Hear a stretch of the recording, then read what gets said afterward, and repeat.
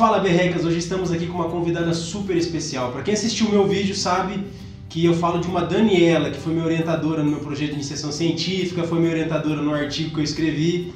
Então temos aqui hoje a bimestra Daniela, doutoranda, que aceitou fazer esse bate-papo com a gente aí. E vamos perguntar para ela um pouco mais sobre como funciona esse processo de iniciação científica, a área da pesquisa e tudo mais. Dani, muito obrigado por ter aceitado esse convite. Eu agradeço também. Muito obrigado. Tava esperando, porque todo mundo tava vendo, eu tinha que vir também.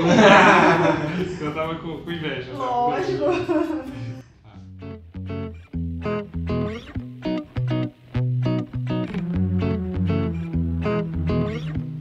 Então, Dani, para começarmos esse vídeo, vou pedir para que você se apresente para o pessoal. Quem é a Daniela? Quais são aí suas pesquisas? O que você gosta de fazer?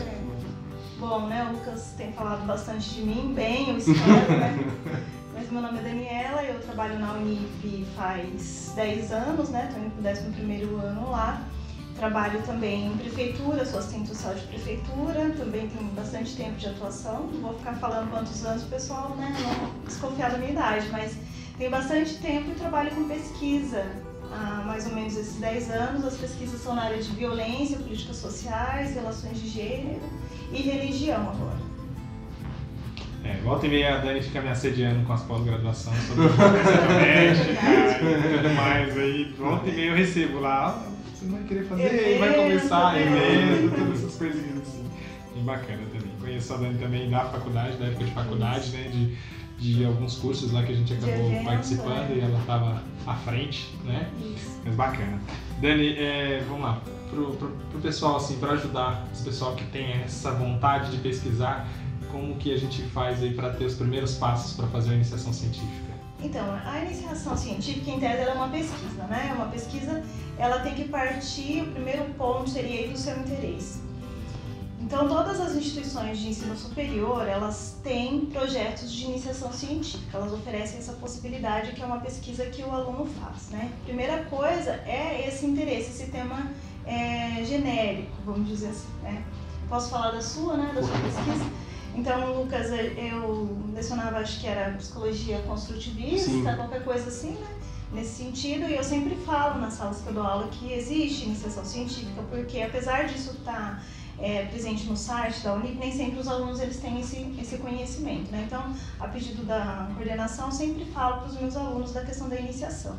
Então, a gente partiu de um interesse dele, que era a questão, né, do jiu-jitsu, e esse interesse ele tem que combinar com as minhas linhas de pesquisa. Por quê? A gente sabe que o conhecimento é muito amplo, né? Você lê muita coisa, você estuda muita coisa, mas não é tudo que você tem condições de orientar. Então, para você orientar, você tem que ter um conhecimento além para você subsidiar o aluno, né? E partindo desse interesse inicial, nós começamos a identificar como que a gente poderia fazer essa pesquisa, em que espaço, né? E partiu até do Lucas, que ele conhecia, né, o caso aqui da Vila Prudenciana, e aí nós fomos construindo a pesquisa em torno disso, porque a pesquisa também ela tem que ser algo execuível. Você tem que pensar um tema que você vai ter condições de executar, porque senão você pode pensar uma coisa super interessante, mas que ela não tem condições de executar. Depois que você define basicamente esse tema, aí você tem que ver institucionalmente, porque nós não estamos falando especificamente só para alunos da Unip, né? Eu acredito que há outros alunos que também assistam. Aí você tem que ver institucionalmente quais são os passos, né? Você vai ter que montar um projeto de pesquisa, basicamente submeter à universidade para análise, que foi o que nós fizemos. No nosso caso, como era pesquisa com adolescente, nós também submetemos ao comitê de ética para que a pesquisa fosse analisada, né, com relação aos parâmetros éticos. E depois vem, né, o relatório, como se fosse uma prestação de contas, né? E no caso do Lucas, eu obrigo ele a escrever artigo, né?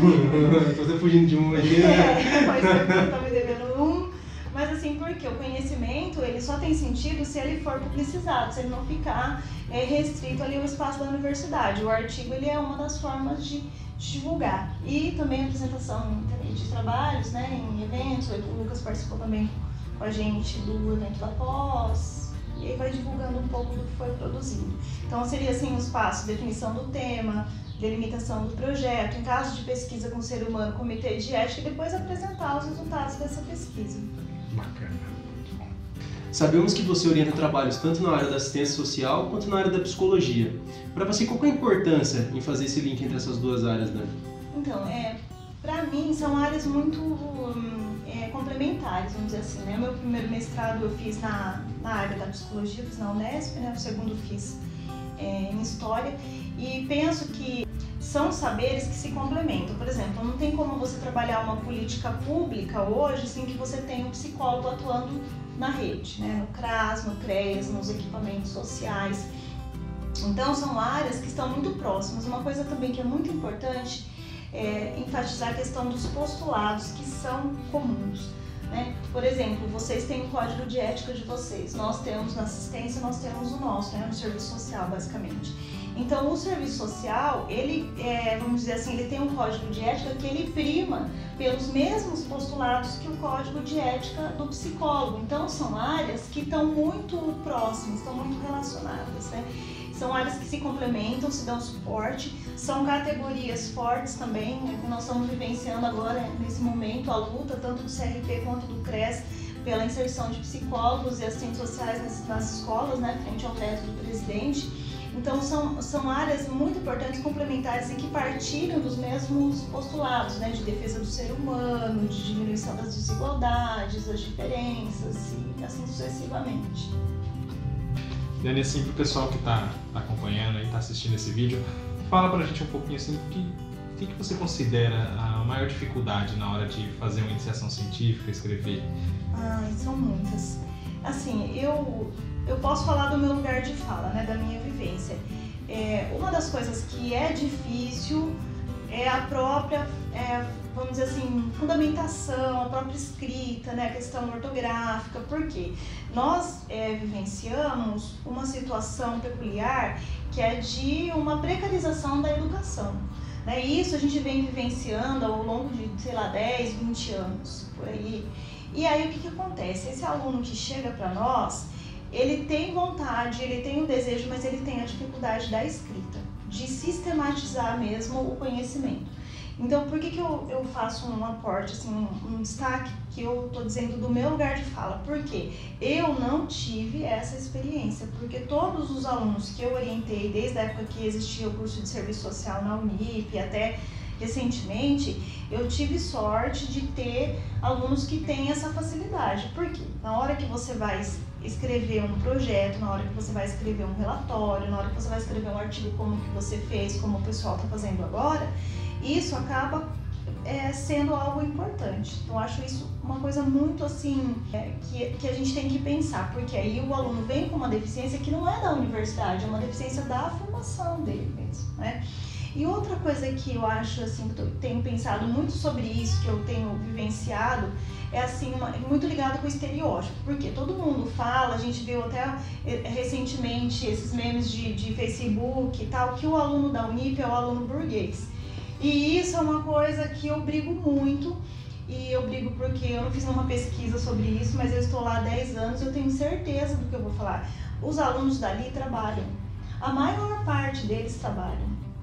Então, qual que é a questão? O aluno trabalha durante o dia e estuda à noite, ou o inverso, né? Que agora a gente está tendo cursos no período da manhã, então eles trabalham tarde e noite também, tem muita essa situação. Então, esse aluno, mesmo que ele tenha um embasamento teórico, mesmo que ele tenha a vontade, ele não tem muito tempo, né? Então, porque ele precisa trabalhar para pagar a faculdade, mesmo ele tendo bolsa, mesmo ele tendo desconto. E aí fica difícil você propor uma iniciação nessas condições. Óbvio, né, que eu tenho alunos que trabalhavam também, o Lucas trabalhava, o João Paris trabalhava, o João Vieira, que são os alunos da psicologia que eu orientei nesse último semestre, trabalhava, a Fernanda, que fez uma pesquisa sobre Espanha, também trabalhava, né, fazia estágio e tal. Só que assim, a gente trabalhando, a gente produz também. Eu faço doutorado e eu trabalho. Mas não é a mesma coisa que o aluno se dedicar integralmente para a pesquisa, entendeu? Então, eu entendo que isso atrapalha. E outra coisa que assim, a gente observa, muitos alunos não têm muito conhecimento sobre o que é uma iniciação e eles também não perguntam, né? Então fica aquela coisa meio que, né, assim, um pouco no ar. Hoje, pensando na instituição que eu eu não acho que a gente tem tido tantas dificuldades até com relação à bolsa, porque a gente tem conseguido, né, algumas bolsas, alguns auxílios nesse sentido. Mas se a gente pensar nas instituições públicas, né, a gente está vendo que está tendo um corte muito grande de incentivo nesse sentido. Então, eu penso que isso também seja uma coisa que futuramente vai trazer reverberação. Porque, por exemplo, o que nós estamos vivenciando hoje, uma pesquisa hoje, ali na Unip a gente faz o quê? Um ano e pouquinho, né? A gente faz uma pesquisa com um ano, aí você vai colhendo os frutos, mas os frutos demoram para aparecer, né? Então, essa ausência de produção de conhecimento hoje vai trazer resultados para a produção acadêmica no futuro, né? A gente vivencia muito um desprezo pela produção de conhecimento, né? Pela pesquisa científica, né? Então, tudo que se lê, que se vê, por aí se acha que é verdade. E a produção, ela acontece com parâmetros acadêmicos. O conhecimento de senso comum é o conhecimento que a gente tem, de sair, olhar e falar, tá um tempo meio assim, vai chover. Isso é o conhecimento que todos temos. O conhecimento científico, ele é produzido com rigor, né? Então, hoje em dia parece que esse conhecimento, ele está sendo colocado como algo desqualificado, algo que não tem importância, né? Então, isso também é uma coisa que dificulta um pouco. Você falou do conhecimento científico, dessa questão da crença social. Por exemplo, tem essa ideia, a gente estava lá fora agora, estava um tempão de chuva. Meu tornozelo anuncia chuva, ele não está anunciando. Pode ser que chova, mas... Sim, exatamente. Isso é um conhecimento que a gente tem de senso comum, né? Sim. Que nem antigamente, né, o pessoal falava assim, eu lembro muito da minha mãe falando assim que não podia associar manga e leite. Nossa, verdade. A minha mãe falava muito isso pra mim, que não podia almoçar e tomar banho. Então, como que a gente foi descobrindo que essas coisas não procediam? É toda a ciência que vai mostrando pra nós, né? Que vai mostrando uma outra realidade. O conhecimento científico que não é só aquele conhecimento que a gente faz lá no laboratório, especificamente, né? É o conhecimento que é produzido com algum rigor acadêmico, né? Um conhecimento de pesquisa, não só experimental lá de laboratório, de ficar mexendo o produtinho e tal, essas coisas assim. Isso, Eu sei que vocês, né, vêm da linha comportamental, isso foi muito forte nessa linha, né, durante muito tempo, eu desconheço como está essa produção, mas é uma coisa que a gente tem do senso comum, né, todo mundo tem, mas o conhecimento científico, ele só acontece por meio do espaço acadêmico, na minha perspectiva. Concordo, plenamente. Para depois ser levado para a sociedade, né? Para depois ser levado para a sociedade. Eu tive um TCC agora, das meninas do último semestre, a Ana Bernardini, as duas Bias e a Daiane, que elas fizeram uma pesquisa sobre adoção homoafetiva. Eu tive vários trabalhos maravilhosos nessa turma do último ano, sinceramente, assim, não dá nem para identificar qual foi o melhor.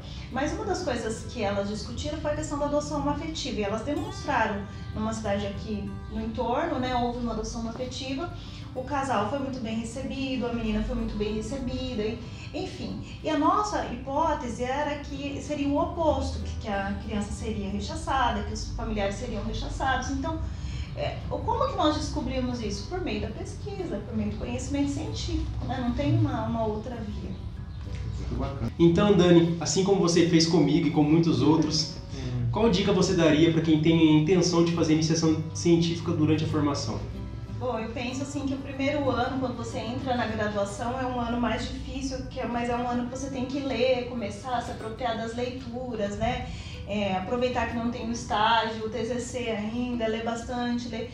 E eu falo de ler artigos, de livros, né? A gente tem uma biblioteca ampla, não ficar se formando pelo WhatsApp e pelo Facebook, né? Ler vários doutores aí. Pesquisar os temas, né? Que aí esse tema que você possa ter interesse, ele vai surgir a partir dessas leituras, de às vezes até alguns vídeos, alguns filmes, né? Que tenham vamos dizer assim, uma chamada mais social, né? Acho que ver os vídeos de vocês também, né? Que vocês estão trabalhando bastante, assim, uma temática bem diversificada, né? Para o pessoal repensar. Acho que essas coisas são elementos que os alunos podem recorrer e que vão ajudando, né? Partindo disso, você tem que procurar um professor orientador. E na maioria das universidades, somente os professores mestres, doutores, que podem propor projetos de iniciação científica, né? Então, procurar um professor que tenha adesão com a sua linha, né? Por exemplo, quando a gente começou a falar de iniciação científica, eu acho que uma das primeiras coisas que eu falei para o Lucas e falo para os meus alunos é que, por exemplo, eu não posso orientar a pesquisa na psicanálise, vamos supor. Por quê? Porque o meu conhecimento é muito raso, né? Eu não sou psicóloga. Então, sempre tem que haver essa junção desses interesses, né? Procurar a instituição conhecer os aspectos que a instituição delimita, porque cada instituição tem um formato de funcionamento, tem uma disposição de projeto, e ter muito fôlego e gostar do que você pesquisa. Isso é fundamental, porque você montar um projeto não é fácil, né? E você montar um projeto de uma coisa, de um assunto que você não gosta muito, é muito pesado, assim, né?